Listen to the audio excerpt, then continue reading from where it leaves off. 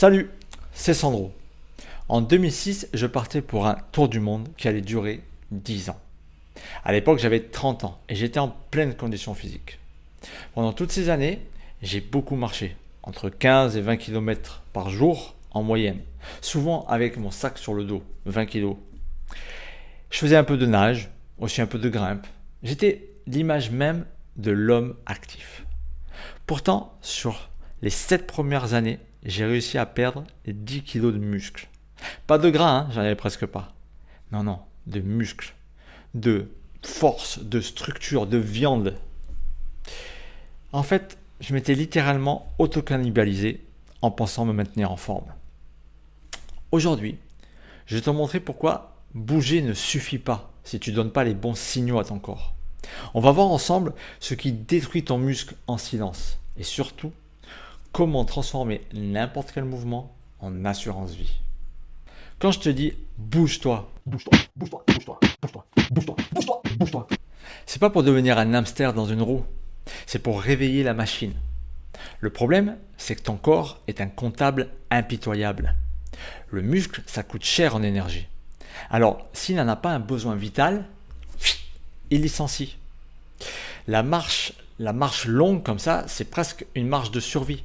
Ton cerveau se dit « Wow, il va falloir que je m'allège pour tenir la distance ». Alors, il sacrifie la fibre musculaire en premier pour alléger le moteur. Et pas le gras, non, non, le muscle parce qu'il est bien plus lourd. Résultat, tu bouges, mais tu fonds.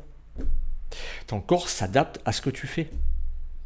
Il crée un corps plus adapté à ce que tu lui envoies tous les jours.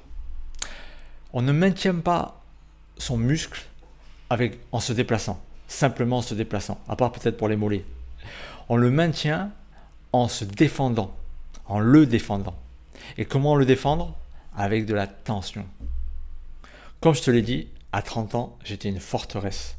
83 kg de muscles. Et pourtant, après 7 ans de voyage et de marche intensive, j'en pesais moins de 72. Et je me pensais fit. Mais la réalité me rattrapa vite fait. C'était au Vanuatu. Devant un trou d'eau, il y avait une branche, une corde, et j'ai voulu faire Tarzan. La corde a gagné. Résultat, un doigt qui avait doublé de volume et l'autre qui était cassé. C'est simple, je me suis accroché, j'ai pas pu tenir et je me suis laissé tomber comme une grosse bouse lâchée par un éléphant. Plaf. Vous imaginez la claque que mon ego a pris. Je me suis rendu compte à ce moment-là que l'homme que j'étais était devenu fragile. Un homme fragile dans un corps qui marchait beaucoup. Mon mouvement n'avait plus aucune puissance. Voici les 3 pièges, là où tu te trompes souvent. D'abord, l'illusion de l'effort. Porter un sac à dos, jardiner, ça fait travailler ton muscle au minimum syndical. Ton corps se dit, bon, là on gère tranquille, alors résultat, il ne construit rien. Il se laisse vivre. Il se dit, ça suffit, pas besoin de plus de muscles. Deuxième problème, le signal de fonte. Faire du cardio long sans résistance, ça dit à ton corps, deviens petit, deviens léger. Tu commandes toi-même ta propre fonte musculaire. Troisième problème, l'absence de système. Bouger au feeling sans structure, c'est laisser ton corps décider. Et son choix, et surtout après 40 ans, c'est souvent de laisser filer tes muscles, trop énergivores. Sauf si tu lui donnes un signal clair. Ce muscle, on en a besoin pour survivre. Quand j'ai dû tout reconstruire, je n'ai pas cherché à faire plus de mouvements. J'ai cherché à mettre de la tension dans mes muscles, de la tension continue dans mes pecs, mes bras, mes épaules, mon dos, mes abdos et bien sûr mes jambes. Et pour ce faire, il fallait ralentir le temps. J'ai augmenté le tempo, le temps d'exécution d'un mouvement. Sur tout le mouvement, pompe, traction, squat, tout ce qu'il y avait, je ralentissais. Par exemple, sur une pompe, où on met à peu près 1 seconde de poussée, je mettais 2 secondes. Puis je suis passé à 3 secondes, à 4 pour tester. Je cherchais ce qui brûlait le plus, sans charge, et surtout dans un minimum de temps, parce que j'avais pas envie de passer 2 heures à m'entraîner. Et petit à petit, j'ai trouvé le bon dosage. Et je peux te dire que je cherchais vraiment la brûlure extrême. Mon muscle, il fallait qu'il hurle de douleur.